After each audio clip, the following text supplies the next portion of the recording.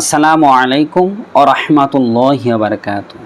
আজ আমরা এই ভিডিওর মধ্যে আলোচনা করব সেই দাজ্জাল সম্পর্কে, যে দাজ্জালকে কোথায় বেঁধে রাখা হয়েছে, নবীজির কোন সাহাবা এই দাজ্জালের সঙ্গে সাক্ষাৎ করেছে এবং তিনি কখন দুনিয়ার বুকে আসবেন, তখন কিভাবে তিনি দুনিয়ার বুকে রাজত্ব করবেন, এসব কিছুই আজকের ভিডিওর মধ্যে আলোচনা করব। তো আজকের এই ভিডিওটি এখনকার বর্তমান জামানা অনুযায়ী তার আগমনটা যেহেতু খুবই সন্নিকট, তাই খুবই জরুরি। এই জন্য আপনারা ভিডিওটি শেষ পর্যন্ত দেখবেন। তো চলেন ভিডিওটি আমরা শুরু করি। তো সহিহ আবু দাউদ শরীফের হাদিসের মধ্যে এসেছে, হযরত ফাতেমা বিনতে কয়েস রাদিয়াল্লাহু তাআলা আনহু তিনি হাদিসটা বর্ণনা করেছেন। তিনি বলেন, একবার মহানবী সাল্লাল্লাহু আলাইহি ওয়াসাল্লামের ঘোষক তিনি ঘোষণা করেছেন যে তারা যেন সবাই মসজিদে চলে আসে। তো ফাতেমা ইবনে কয়েস তিনি নবীজির ঘোষকের এই ঘোষণা শোনার পরে তিনিও গেলেন মসজিদে আর নবীর সঙ্গে নামাজ আদায় করলেন। নামাজ শেষে নবীজি সকল সাহাবাদের দিকে মুখ করে বললেন, ও আমার সাহাবীরা, তোমরা সবাই মসজিদে যে যার মতো আপন আপন জায়গায় বসে যাও। আমি তোমাদেরকে গুরুত্বপূর্ণ একটি বিষয় সম্পর্কে সতর্ক করতে চাই, তবে কোনো ভয়ের কারণ নেই, কোনো ক্ষতির আশঙ্কা নেই। আমি তোমাদেরকে একটি সংবাদ দিতে চাই। এরপরে আল্লাহ নবী সাল্লাল্লাহু আলাইহি ওয়াসাল্লাম তিনি হাসতে হাসতে মসজিদের মেম্বারের উপরে উঠে বসলেন। এরপরে বললেন যে তামিম আদ-দারি তিনি খ্রিস্টান ছিল, কিন্তু সে এসে আমার কাছে বাইয়াত গ্রহণ করেছে, সে ঈমান এনেছে, মুসলমান হয়ে গেছে। সুবহানাল্লাহ।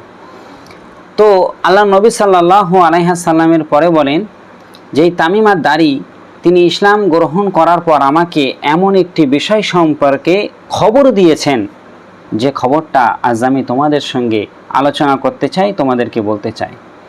তো এই তামিম আদ-দারি তিনি 30 জনের মতন লোক লস্কর নিয়ে সাগরের মধ্যে কোনো একটি কাজে গিয়েছিলেন ব্যবসার উদ্দেশ্যে। তো এখন তাদের জাহাজটা ঝড়ের কবলে পড়ে যায়।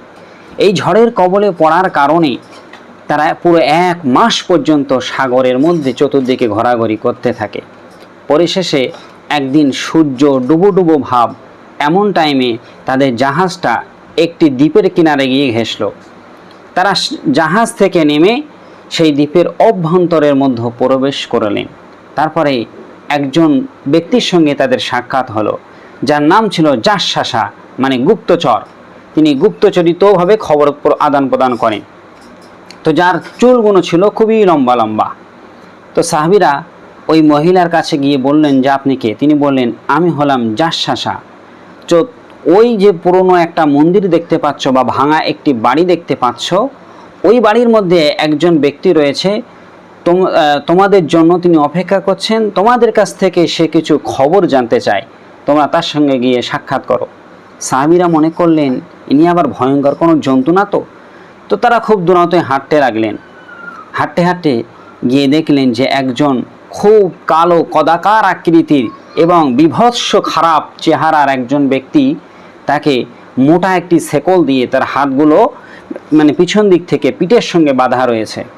আর ওই ব্যক্তি শেকল দিয়ে বাঁধা অবস্থায় ওই ভাঙা মন্দির বা ওই ঘরটার মধ্যে বন্দী হয়ে রয়েছে। সাহাবীরা গিয়ে জিজ্ঞাসা করলো যে তোমাকে এখানে বেঁধে রাখা হয়েছে কেন, আর তুমি কে, তোমার পরিচয় কি?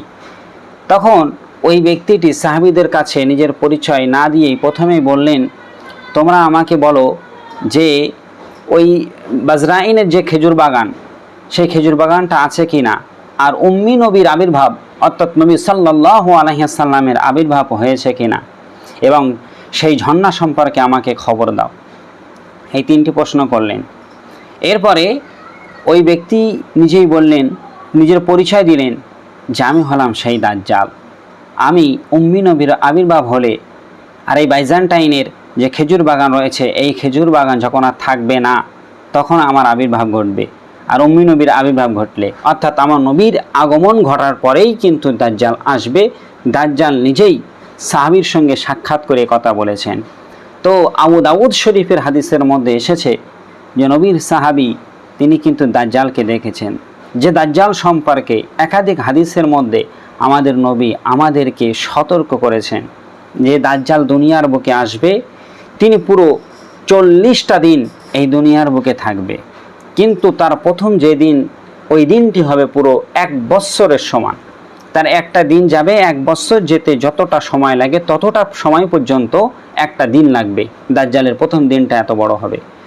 সাহাবীরা আমার নবীর কাছে প্রশ্ন করলো, ইয়া রাসূলুল্লাহ, ইয়া হাবিবাল্লাহ হুজুর, তাহলে আমরা ওই সময় নামাজ পড়ব কিভাবে যদি একটা দিন 1 বৎসরের সমান হয়? নবী বললেন যে তোমরা টাইমের দিকে খেয়াল রেখে, অর্থাৎ যে এই ওক্তে এই নামাজগুলো হয়, এটা তোমরা খেয়াল রেখে তোমরা 5 ওয়াক্ত নামাজ আদায় করবে। তার দ্বিতীয় দিনটি হবে পুরো একটি মাসের সমান। দাজ্জালের তৃতীয় দিনটা যেদিন হবে, ওই দিন হবে পুরো একটা সপ্তাহের সমান। আর চতুর্থ দিনটা হবে আমাদের মতো সাধারণ একটি দিনের সমান। এইভাবে এর পর থেকে 4 দিন অতিক্রম হয়ে যাওয়ার পর থেকে স্বাভাবিক দিন যেমনভাবে যায় এমনভাবে চলতে থাকবে। রাসূল সাল্লাল্লাহু আলাইহি সাল্লাম বলেছেন যে পৃথিবীর কোনো কোনাও বাকি থাকবে না যেখানে দাজ্জালের ফিতনা পৌঁছাবে না। দাজ্জাল পৃথিবীর প্রত্যেকটা অলিতে গলিতে গিয়ে মানুষদেরকে ধোঁকা দেবে, তাদের থেকে ঈমানটা নষ্ট করবে, সে নিজেকে খোদা বলে দাবি করবে। তার রাসূল বলেছেন তার এক হাতে থাকবে জান্নাত, অপর হাতে থাকবে জাহান্নাম। যদি তাকে কেউ খোদা বলে মেনে নেয়, তাকে সে তার হাতে থাকা ওই জান্নাতের মধ্যে প্রবেশ করাবে। কিন্তু রাসূল কারীম সাল্লাল্লাহু আলাইহি সাল্লাম বলেছেন, যারা দাজ্জালকে খোদা বলে স্বীকার করে নেবে আর দাজ্জালের ওই জান্নাতের মধ্যে প্রবেশ করবে, ওই ব্যক্তি দেখছে যে আমি দাজ্জালের জান্নাতে প্রবেশ করছি, কিন্তু প্রকৃতপক্ষে সে আল্লাহ তাআলার জাহান্নামের মধ্যেই প্রবেশ করবে। আর যে ব্যক্তি দাজ্জালের জাহান্নামের মধ্যে প্রবেশ করবে, ওই ব্যক্তি কিন্তু আমার আল্লাহ তাআলার জান্নাতের মধ্যে প্রবেশ করবে।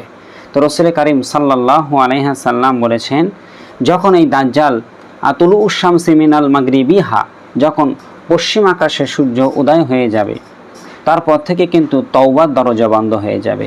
এই দাজ্জালের কথা যেহেতু 1400 বছর আগে আল্লাহ রাসূল বলেছেন, তো দাজ্জালের আবির্ভাব হয়ে গেলে অনেক বেধর্মী কাফের তারা কিন্তু কলমা পড়ে ঈমান আনবে, কিংবা পশ্চিম দিক থেকে যখন সূর্য উদয় হবে তখন অনেক মানুষ তওবা করে কলমা পড়ে মুসলমান হওয়ার চেষ্টা করবে, কিন্তু আল্লাহ পাক রব্বুল আলামিন তওবার দরজা বন্ধ করে দেবে। ওই সময় যদি কোনো মানুষ ঈমান আনার চেষ্টাও করে, কলমাও পড়ে, কিন্তু তাদের কলমা বা তওবা কোনোটাই আল্লাহর দরবারে আর গ্রহণ হবে না। কিন্তু এই দাজ্জাল বার হওয়ার পূর্বে এবং এই পশ্চিম দিক থেকে সূর্য উদয় হওয়ার আগে যারা ঈমান এনেছিল, তারা যদি কলেমা পড়ে কিংবা তওবা করে, তাদের জন্য তওবা দরজা খোলাই থাকবে। কিন্তু সাধারণ মানুষদের জন্য বা যারা কাফেরদের জন্য তওবা দরজা তখন কিন্তু বন্ধ হয়ে যাবে, যখন দাজ্জাল আর পশ্চিম দিক থেকে সূর্য উদয় এই দুটোর আবির্ভাব ঘটে যাবে। তো রাসূল কারীম সাল্লাল্লাহু আলাইহি সাল্লাম তিনি এই দাজ্জাল সম্পর্কে আমাদেরকে অত্যন্ত সতর্ক করেছেন। তবে তফসিরের মধ্যে এসেছে, তফসির ইবনে কাসির, তফসিরে জালালাইন বা এছাড়া দুনিয়ার বুকে যত তফসির আছে সমস্ত তফসিরের মধ্যে এসেছে যে সূরা আল কাহাফের প্রথম 10টি আয়াত যদি কোনো ব্যক্তি নিয়মিত তেলাওয়াত করে অথবা মুখস্থ করে, তবে ওই ব্যক্তি দাজ্জালের এই ভয়ঙ্কর ফিতনা থেকে বেঁচে যাবে। আল্লাহ রাসূল বলেছেন, দুনিয়ার মধ্যে যত ফিতনা আসুক না কেন, দাজ্জালের চাইতে শ্রেষ্ঠ আর ভয়ঙ্কর ফিতনা আর কোনো কিছুতেই হবে না। এটা মনে রাখা দরকার যে দাজ্জালের ফিতনাটাই কিন্তু সবচাইতে ভয়াবহ ফিতনা। আর এই ফিতনা থেকে যদি আমাদের বাঁচতেই হয়, তাহলে এই তাফসীরের মধ্যে যে কথাটি বলা আছে যে সূরা আল কাহাফের প্রথম 10টি আয়াত তেলাওয়াত করা, এটা আমাদের একান্তই জরুরি, এখন থেকেই জরুরি। কারণ আমাদের নবীর আবির্ভাবও ঘটেছে এবং দাজ্জাল আসার পূর্বে দুনিয়ার যে লক্ষণ থাকবে তা কিন্তু সবভাবেই পরিপূর্ণ হয়ে গিয়েছে। তো ইমাম মাহাদি, দাজ্জাল, নবী ঈসা আলাইহিস সালাম এদের আগমন কিন্তু খুবই সন্নিকটে। এই জন্য এখন থেকেই আমরা আল্লাহর দিকে ধাবিত হই। যা ভুল করেছি তার জন্য তওবা করে নিই, কারণ এই দাজ্জাল আবির্ভাব হয়ে গেলে তখন আপনি আপনার গুনাহের জন্য যদি আল্লাহর কাছে তওবা করেন, সেই তওবা কিন্তু আল্লাহর দরবারে আর গ্রহণ করা হবে না। তো আজকের এই ভিডিওটি দেখে যদি ভালো লাগে, ভিডিওতে একটি লাইক করবেন, আর এই চ্যানেলে নতুন হলে অবশ্যই চ্যানেলটাকে সাবস্ক্রাইব করবেন। ইনশাআল্লাহ অন্য কোনো দিন অন্য ভিডিওতে আপনাদের সাথে আবার দেখা হবে। আল্লাহ হাফেজ।